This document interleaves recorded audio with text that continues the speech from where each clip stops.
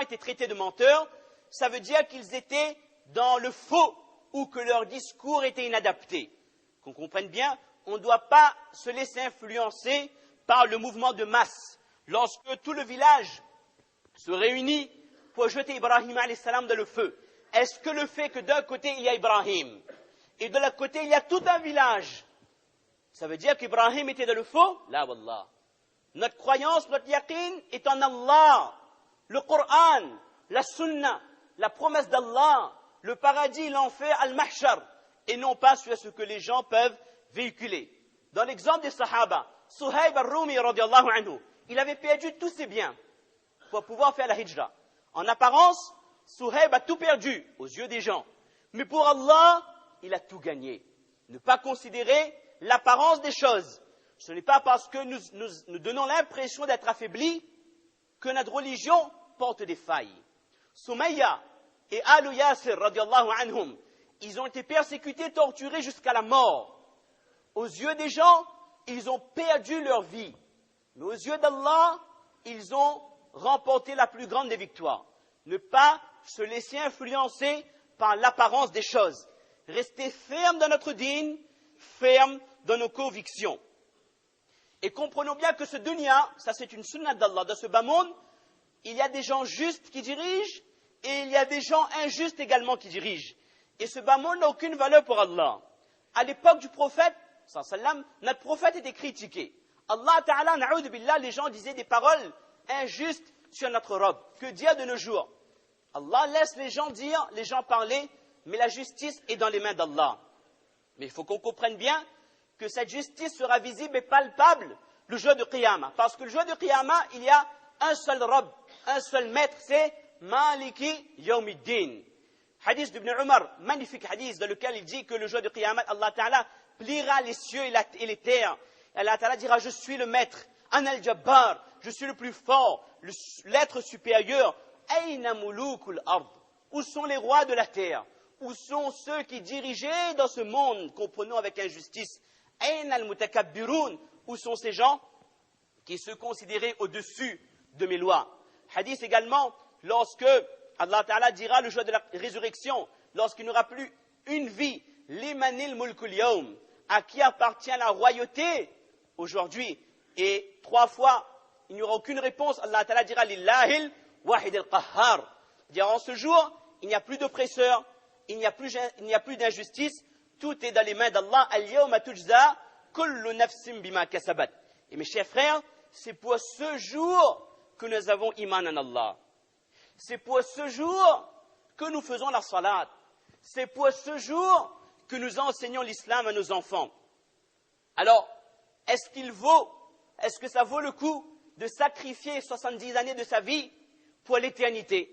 Est-ce qu'il n'est pas préférable, de vivre 60 ans, 70 ans, critiquer dans des difficultés, mais s'assurer la protection d'Allah et le contentement d'Allah pour l'éternité depuis le jour de Qiyamah? Premier point. Deuxième point, rester ferme dans son dîn, dans ses croyances, dans ses pratiques et l'enseigner à nos enfants. Et qu'on comprenne bien, l'enseignement de la religion à nos enfants ne pourra jamais se faire comme il le faut si nous comptons uniquement sur la madrasa. Parce que le discours qui sera fait par le moulissab n'aura jamais le poids du discours qui sera tenu par le papa et la maman. Le père et la mère ont cette capacité de transmettre les valeurs de l'islam, l'attachement de l'islam, le sentiment de fierté d'appartenir à l'islam avec amour et muhabba. Ce qui est intrinsèque, ce qui est réservé uniquement aux parents, ce qu'un moulissab ne pourra jamais le faire. Donc créer cette ambiance de dîn, cet amour, cette fierté d'être musulman dans le cœur de nos enfants en les enseignant l'amour pour Allah, l'amour pour les prophètes et en donnant à ces enfants comme repère, comme exemple, l'histoire des prophètes, l'histoire des sahaba, l'histoire des hommes pieux. Parce que si nous délaissons notre rôle de parents et nous laissons l'éducation islamique, nous déléguons, ou nous nous en débarrassons plutôt aux mains des moulissabs, comprenons bien que si notre enfant passe 5 heures devant Internet, Facebook, Hotmail ou autre chose, 2 heures devant la télé, d'accord, automatiquement, ces valeurs deviendront les valeurs de la société. Et comment voulez-vous qu'il ait un joie de son cœur l'importance des sahaba? Comment voulez-vous qu'il ait un joie de son cœur l'envie d'imiter, de pratiquer la sunna? Et fait inculquer à ses enfants la crainte d'Allah. Un mot important, muraqabatullah, mes chers frères. Ça ne sert à rien d'être ferme dans l'éducation de nos enfants, de frapper s'il le faut nos enfants pour faire la salat, si nous n'avons pas inculqué à nos enfants l'amour et la crainte d'Allah. Oh mon fils, sache qu'Allah il te voit. Quoi que tu fais, quoi que tu dises, Allah te voit et les anges écrivent. Oh mon fils, pour chaque parole prononcée, pour chaque fait et geste, Allah te questionnera le jour de Qiyamah. Oh mon enfant, prends l'habitude de demander pardon et istighfar à Allah régulièrement. Mes chers frères, si nous avons su former le iman de nos enfants, cet enfant sera sauvé. À l'âge de l'adolescence, nous n'aurons plus besoin de le suivre. Qu'est-ce que tu as fait? Quelle heure tu es rentré? Tu étais avec qui? Même s'il va en France, en Europe, quel que soit le pays, pour faire ses études, il n'aura pas besoin de le suivre. Pourquoi?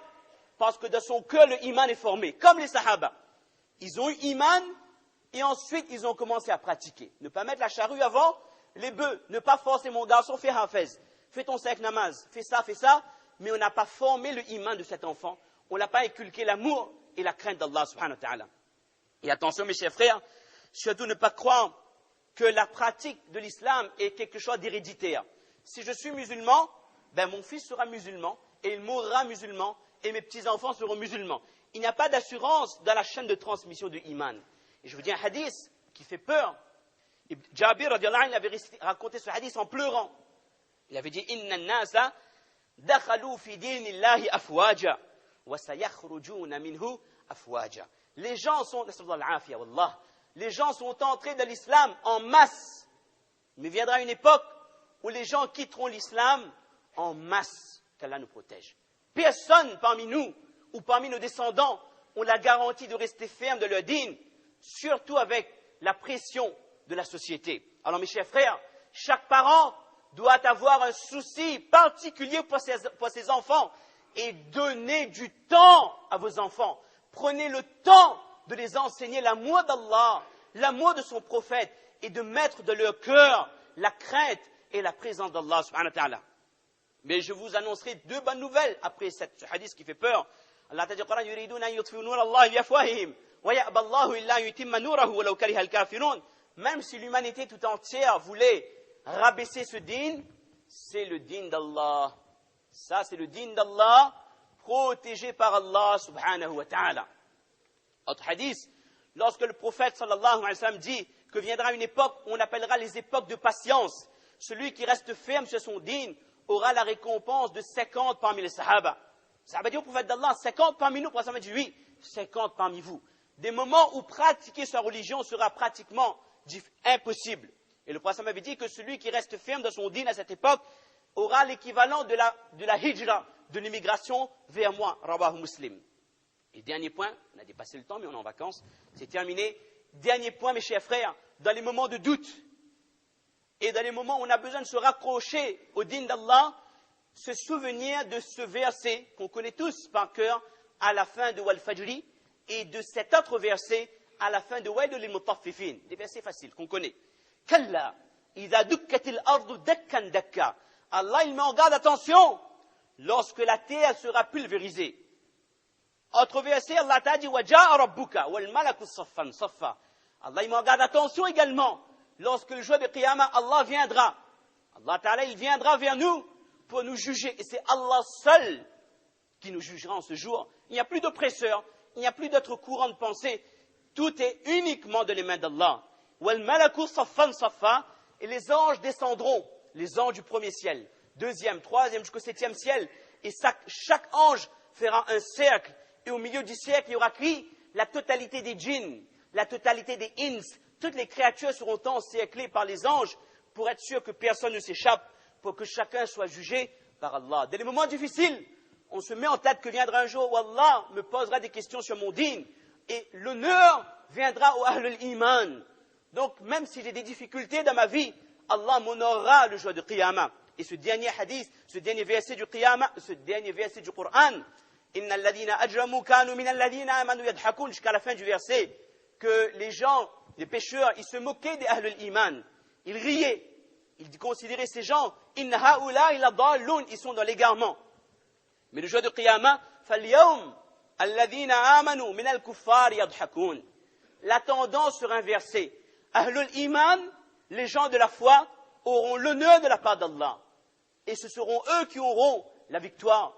Et la victoire du Akhirat vaut mieux que l'honneur de ce monde. Qu'Allah t'en donne tawfiq, mes chers frères, de comprendre ces quelques paroles, de mettre en pratique. Qu'Allah renforce Iman de nos cœurs. Qu'Allah renforce Yaqin de nos cœurs. Malgré tout ce qui se dit, qu'on reste ferme sur notre dîne et qu'Allah nous donne la mort avec Iman et nous permet de transmettre ce flambeau de l'islam à nos enfants, un flambeau vif, éclairant, jusqu'au qiyamah, nos descendants restent dans la religion d'Allah. Wa ma tawfiq illa billah. Subhana rabbika rabbil izzati amma yasifun. Wa salamun ala al-mursalin. Wa akhiru da'wana anil hamdulillahi rabbil alamin. Jazakumullah khair.